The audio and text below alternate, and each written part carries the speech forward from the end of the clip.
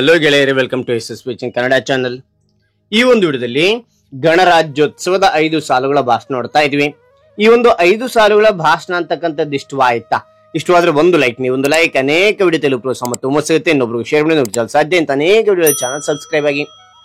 ಹಾಗೇನೆ ನಿಮಗೆ ಯಾವ ರೀತಿಯ ಪ್ರಬಂಧ ಮತ್ತು ಭಾಷಣ ಬೇಕಂತೇಳಿ ಕೌನ್ಸಿಲಿಂಗ್ ಕಾಲ್ ಮಾಡಿ. ಆ ರೀತಿಯ ಪ್ರಬಂಧ ಮತ್ತು ಭಾಷಣ ತೆಗೆಯಲು ನಾನು ಪ್ರಯತ್ನ ಪಡ್ತೇನೆ. ಓಕೆನಾ? ರೈಟ್. ಹಾಗಾದ್ರೆ ಈ ಒಂದು 5 ಸಾಲುಗಳ ಭಾಷಣ ಯಾವ ರೀತಿ ಮಾಡಬೇಕು ತಿಳಿಸ್ತಾ ಹೋಗ್ತೇನೆ, ಬನ್ನಿ. ಈ ಒಂದು ಭಾಷಣ ಸೂಚನೆ ಏನಂತೀರಾ? ನಿಮ್ ಭಾಷಣದಲ್ಲಿ 1ನೇ ಪಾಯಿಂಟ್, 2ನೇ ಪಾಯಿಂಟ್, 3ನೇ ಪಾಯಿಂಟ್ ಅಂತ ಹೇಳ್ತಾ ಬಿಡಿ. 1ರಿಂದ 5 ಪಾಯಿಂಟ್ ಚೆನ್ನಾಗಿ ಕಲ್ತವ್ರಿ, ಕಂಠ ಸಾರ್ ಪರ್ಫೆಕ್ಟ್ ಆಗ್ರಿ. ಪರ್ಫೆಕ್ಟ್ ಆದ ನಂತರ ಏನ್ ಮಾಡ್ತಾರೆ, ಪಾಯಿಂಟ್ಗಳನ್ನು ಬಿಟ್ಬಿಡಿ, ವಿಷಯವನ್ನ ಸ್ಟೆಪ್ ವೈಸ್ ಹೇಳ್ತಾ ಬನ್ನಿ. ನೀವು ಸ್ಟೆಪ್ ವೈಸ್ ಹೇಳುವಾಗ ಆವಾಭಾವದ ಮೂಲಕ ಎಕ್ಸ್ಪ್ರೆಷನ್ ಕೊಡ್ತಾ ಏರಿಳಿತ ಧ್ವನಿ ಮೂಲಕ ನೀವು ಮಾತನಾಡ್ತಾ ಹೋಗಿ ಕೇಳುವರಿಗೆ ಅದ್ಭುತವಾಗಿರುತ್ತೆ ಭಾಷಣ. Okay, right.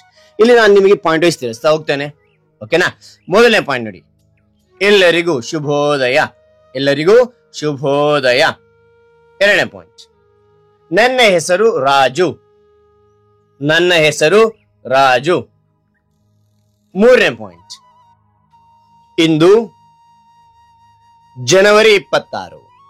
ಇಂದು ಜನವರಿ 26 ನಮ್ಮ ದೇಶದ ಗಣರಾಜ್ಯದ ದಿನವಾಗಿದೆ. ನಮ್ಮ ದೇಶದ ಗಣರಾಜ್ಯದ ದಿನವಾಗಿದೆ. ಓಕೆ. 4ನೇ ಪಾಯಿಂಟ್, ನಮ್ಮ ಸಂವಿಧಾನವು 26 ಜನವರಿ 1950ರಂದು ಜಾರಿಗೆ ಬಂದಿತು.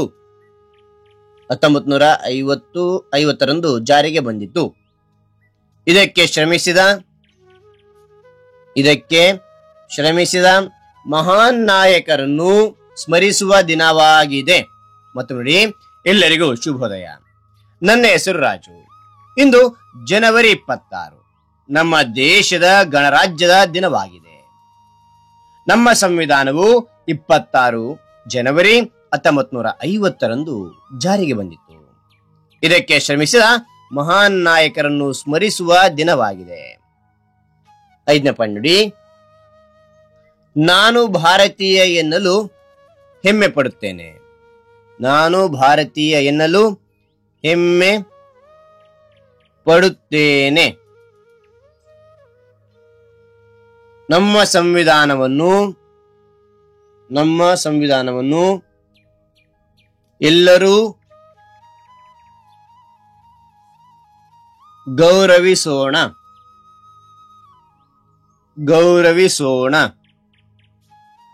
ಎಂದು ತಿಳಿಸಿ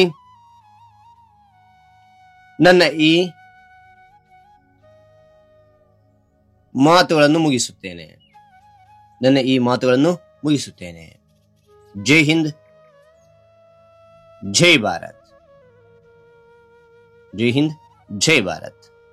ಓಕೆನಾ? ರೈಟ್. ಹಾಗಾದ್ರೆ ಈ ಒಂದು ಮಾಹಿತಿ ಅಂತಕ್ಕಂಥ ಇಷ್ಟವಾದ್ರೆ ಒಂದು ಲೈಕ್, ನೀವು ಒಂದು ಲೈಕ್ ಅನೇಕ ವಿಡಿಯೋ ತಲುಪಲು ಪ್ರೋತ್ಸಾಹ ತುಂಬ ಸಿಗುತ್ತೆ. ಇನ್ನೊಬ್ರು ಶೇರ್ ಮಾಡಿ ನೋಡಲು ಸಾಧ್ಯ. ಇಂಥ ಅನೇಕ ವಿಡಿಯೋಗಳ ಚಾನಲ್ ಸಬ್ಸ್ಕ್ರೈಬ್ ಆಗಿ. ಮತ್ತೊಂದು ಹೊಸ ವಿಷಯದೊಂದಿಗೆ, ಮತ್ತೊಂದು ಹೊಸ ವಿಡಿಯೋದೊಂದಿಗೆ ಭೇಟಿಯಾಗೋಣ. Thank you for watching. Bye.